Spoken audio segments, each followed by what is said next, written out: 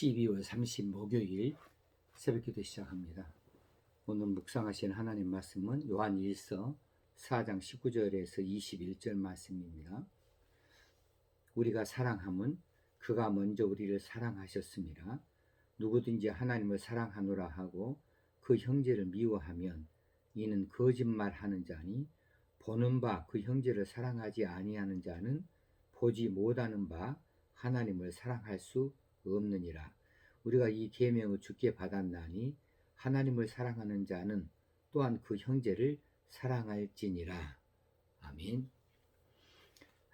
계속해서 지금 하나님의 사랑에 대해서 하나님의 사랑의 실천이 우리에게 어떻게 나타났는가, 또 우리가 하나님의 사랑을 받은 자로서 사랑을 실천하고 나타내 보여야 될 것에 대해서 말씀하시는 중에 형제 사랑에 대해서 계속 강권하시는 말씀을 주고 있습니다. 많이 부담이 되어집니다. 이 말씀들이. 자, 19절 봅니다. 우리가 사랑함은 우리가 서로 사랑하는 거죠. 우리가 서로 사랑하는 것은 그가 먼저 우리를 사랑하셨습니다. 우리가 서로 사랑하는 이유가 무엇이냐? 그것은 바로 하나님께서 먼저 우리를 사랑하셨기 때문이다. 그러므로 우리 성도들이 서로 사랑하는 것은 인간의 감정에 기초해서 사랑하게 되는 것이 아니라 하나님이 몸소 실천하여 보여주신 희생의 사랑에 기초를 두고 있는 것으로 봐야 됩니다. 하나님의 사랑을 받지도 못하고 알지도 못하는 사람은 결코 진정한 사랑을 할 수 없다고 말할 수 있겠습니다. 하나님이 먼저 우리를 사랑하셨기 때문에 우리가 서로 사랑할 수 있다. 왜냐하면 우리가 그 하나님의 사랑을 봤잖아요.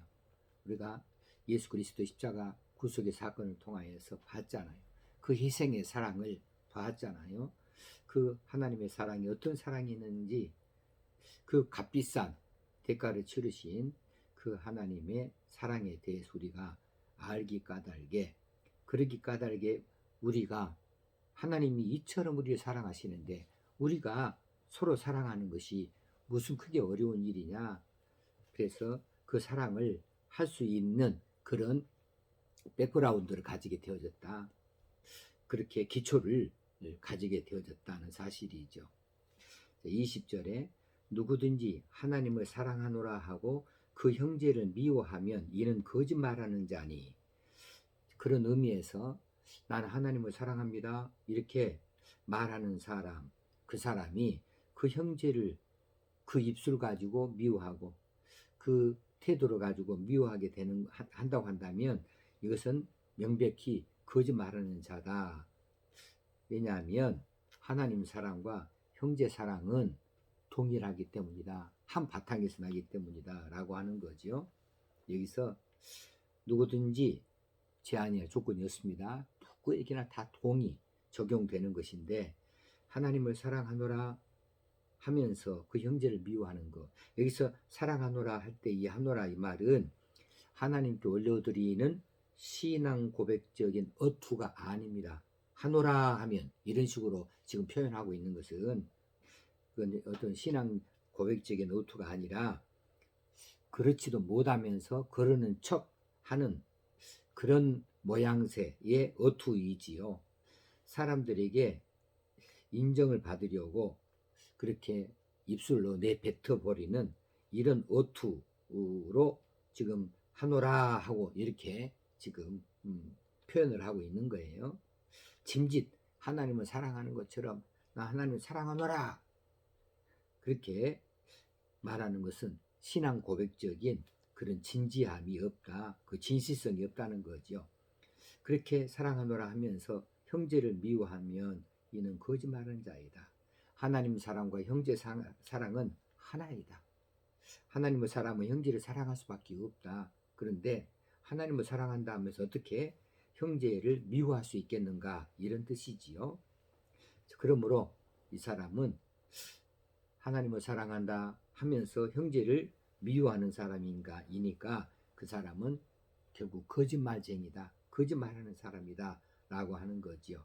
그러면서 그 해석을 풀어 주시기를, 보는 바 그 형제를 사랑하지 아니하는 자. 여기서 보는 바는 눈에 보이는 바, 이 뜻이 더 분명합니다. 눈에 보이는 바 형제를 사랑하지 아니하는 자. 자, 눈에 보이니까 이제 쉬워요. 눈에 뭐 사랑할 대상이 눈에 딱 보이는데 뭐. 그러니까 우리가 형제를 사랑하는 것이 하나님 사랑은 보다 쉬운 거죠. 눈에 보이는 일이고요. 눈에 보이는 형제를 어, 사랑하지 아니하는 자는 보이지 못하는 바, 이 말도 마찬가지로 눈에 보이지 아니하는 바 하나님을 사랑할 수 없는 것이다. 이렇게 조금 더 풀어서 해석할 수 있겠습니다. 눈에 보이지 않는 바, 하나님은 눈에 보이지 않지요. 눈에 보이지 않는 바 하나님을 사랑할 수 없다. 자, 하나님 사랑이 쉽습니까? 사람 사랑이 쉽습니까? 사람 사랑이 쉬워요. 그럼 눈에 보이는 것이고, 또 형편과 처지에 따라서 우리가 어떻게 할지 잘 아는 거예요. 사실 하나님의 사랑, 하나님을 사랑한다라고 하는 것은 측정하기가 쉽지 않습니다. 이것은 검증하기가 쉽지 않습니다. 어렵습니다.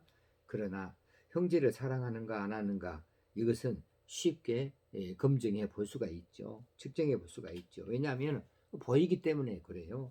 보이는 형제이니까 그 사람을 사랑하는지 아니하는지 미워하는지를 쉽게 우리가 분별할 수가 있겠습니다. 눈에 보이니까 그렇습니다. 그런데 하나님은 눈에 보이지 않잖아요. 보이지 않는 하나님을 사랑하는가를 어떻게 알아낼 수 있는가? 쉽게 알아낼 수 있는 방법이 있습니다. 그것은 그 사람이 형제를 사랑하는가를 살펴보는 겁니다. 형제를 사랑한다 그러면 그 사람이 결국 하나님을 사랑하는 사람이다 라고 그렇게 증명해 보일 수가 있는 것이고, 그 사람이 형제를 미워한다 그러면 그 사람은 하나님을 입술로는 아무리 사랑한다고 말할지언정 실제로는 하나님을 사랑하는 사람이 아니다 라는 것을 쉽게 알아볼 수 있다는 사실입니다. 21절에 우리가 이 계명을 주께 받았나니, 이 계명은 뭡니까? 누구든지 서로 사랑하는 거죠. 주께 받았나니 하나님을 사랑하는 자는 또한 그 형제를 사랑할지니라. 사랑할지니라 명령형입니다. 명령이죠. 자, 하나님을 사랑하는 자들은 누구나 다 형제를 사랑한다. 자, 오늘날의 교회들마다 가장 큰 고민이 무엇입니까? 가장 큰 고민이 무엇이냐고 고부라 한다면 뭐 재정도 아니고요. 또 혹시는 또 그 마음이 불안하기도 하고 또 이렇게 떳떳하지도 못하는 일이긴 하지만 외적으로 성도들이 불어나야 됩니다. 교회가 더 성장해야 돼요. 성장. 더 숫자가 더 많아져야 돼요. 외적으로 성도들이 불어나는 일, 이런 일들이 쉽지 않고 이런 일들이 많은 경우에 중단이 되어져 있는 것, 이것이 교회의 고민 중에 하나예요. 그런데 이 고민은 진짜 비기 고민 앞에서는 별 고민도 아닌 것처럼 느껴지는 것은 뭐냐 하면 내적으로, 외적이 아니라 내적으로 교회 안에 성숙이 없는 것이 문제라는 거예요. 성숙, 성장이 안 된다. 성장은 외형입니다. 외적으로 수가 더 많아지는 것, 재정이 더 풍성해지는 것, 뭐 활동이 더 많아지는 것, 눈에 보이는 것인데, 그런데 그것도 문제이지만 내적으로 보이지 아니하는 그 상태, 심령의 상태, 내적으로 성숙, 더 익어져 감이 보이지 않는다는 거예요. 그 무엇으로 그것을 측정할 수 있습니까? 성도들끼리 서로 사랑하는 일이에요. 성도들끼리 서로 사랑하는 일이 희박해졌다 하는 거죠. 자, 그것이 현대 교회들마다 가장 큰 고민입니다. 성장도 잘 안 되지만은 성숙은 더 안 되고 있다. 성도들끼리 서로 사랑하는 일이 더 안 되고 있다라고 하는 거죠. 그런데 이것같이 중요한 사명이 없잖아요. 이것같이 정말 우리에게 강하게 명령해 주신 것이 없잖아요. 전도해라도 명령이지만 서로 사랑하라도 명령 아닙니까? 예배하라도 명령이지만은 서로 사랑이라 돌아보아줘라, 이것도 그 명령 아닙니까? 그런데 이런 명령들은 오늘날 너무 가볍게 여겨지고 있다는 사실이에요. 자, 성도들의 모임이 따뜻하지 못하다, 이건 아니에요. 그 말이 아닙니다. 성도들마다 만나면 반갑습니다. 얼굴을 활짝 펴고 손을 마주 잡습니다. 그런데 그것으로 끝이에요. 더 이상 진행이 되는 것을 바라지 않습니다. 그래서 피차 어떤 안부를 묻는다거나 어떤 상황을 알아본다거나 어려운 고민거리, 기도의 제목들을 물어보는 것 자체가 신뢰가 되어버렸어요. 나도 내게 그것을 물어본다면 나도 싫고, 나도 누군가에게 그것을 물어보는 것은 그 사람이 싫어할까 조심스러운 일이 되고 말았어요. 그냥 껍데기로만 아이고 반가워요, 지난주간 잘 지내셨나요, 그거 끝나는 거예요. 자기 집에 초대하는 것, 요즘 사람들 자기 집에 초대하는 일 얼마나 주저합니까? 좋아하지 않아요. 심지어는 예배당에서 그 사람을 몇 주간 얼굴을 보지 못한다고 해도 그냥 그만이에요. 알아보려고 하지 않습니다. 더 이상 관심을 가지려고 하지 않습니다.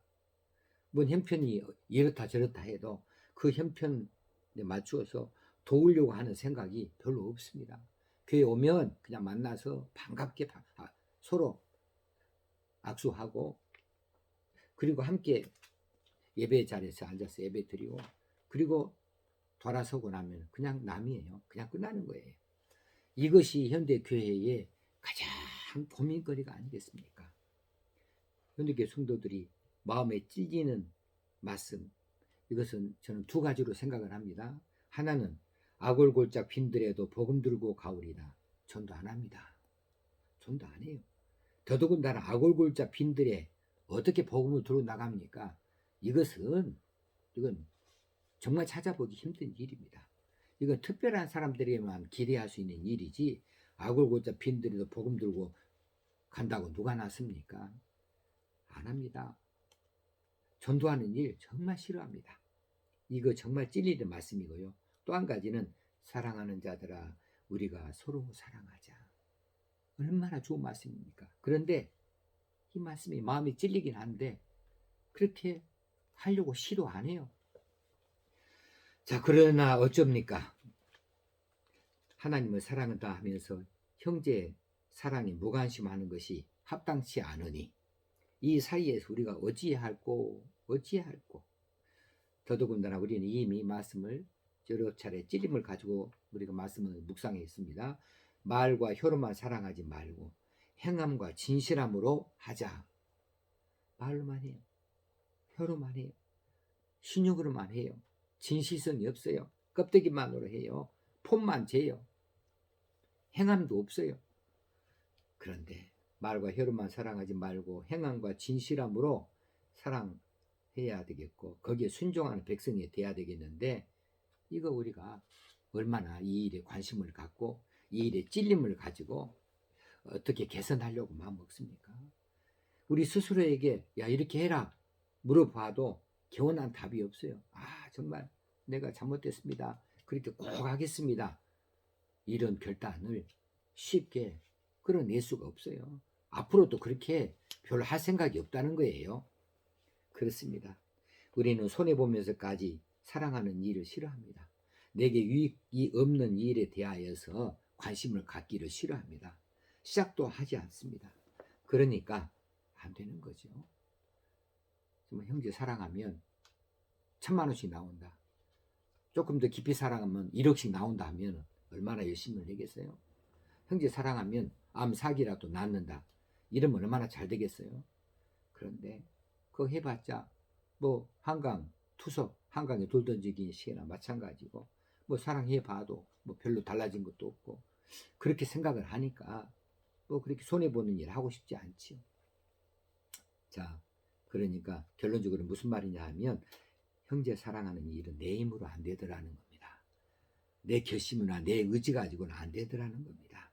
그럼 어떻게 해야 됩니까? 포기해야 됩니까? 아니죠. 그러니까 성령님이 계시는 거죠. 그러니까 성령님의 도우심을 얻어야 되는 겁니다. 성령님은 사랑의 하나님이 보내셨습니다. 그러므로 성령께서는 이 사랑의 실천에 대해서도 얼마든지 우리를 도우실 수 있는 분이라는 사실입니다. 그래서 우리가 성령님께 구하시게요. 내 힘으로는 형제 사랑이 안 됩니다. 나를 하나님의 사랑으로 충만케 해주셔서 사랑의 실천자가 되어질 수 있도록 나를 변화시켜 주세요. 나를 바꾸어 주세요. 이렇게 기도해야 되겠습니다. 성령님을 의지하고 사랑의 실천자로 바꾸어지는 새해의 새 사람으로 우리가 나아갈 수 있도록 기도해야 하겠습니다. 하나님 아버지, 오늘 또 귀한 말씀을 들려주셔서 감사합니다. 우리 마음에 찔림이 있게 하시고 어찌하든지 하나님이 기뻐하시는 사람으로 거듭나 나아갈 수 있도록, 변화되어져 나아갈 수 있도록 우리를 고치기 원합니다. 형제 사랑하는 거 정말 기초적이고 가장 기본적인 일이면서도 이 일이 잘 이루어지지 않고 있으니 우리를 변화시켜 주옵소서. 성령님의 우리를 도우시옵소서. 사랑하는 사람 되게 하여 주옵소서. 예수님의 이름으로 기도합나이다. 아멘. 연말 오늘이 30일입니다. 내일까지입니다. 어찌하든지 더 많이 하루 더 돌아보고 내년을 기약할 수 있도록 새로운 마음가짐을 가지십시다. 감사합니다.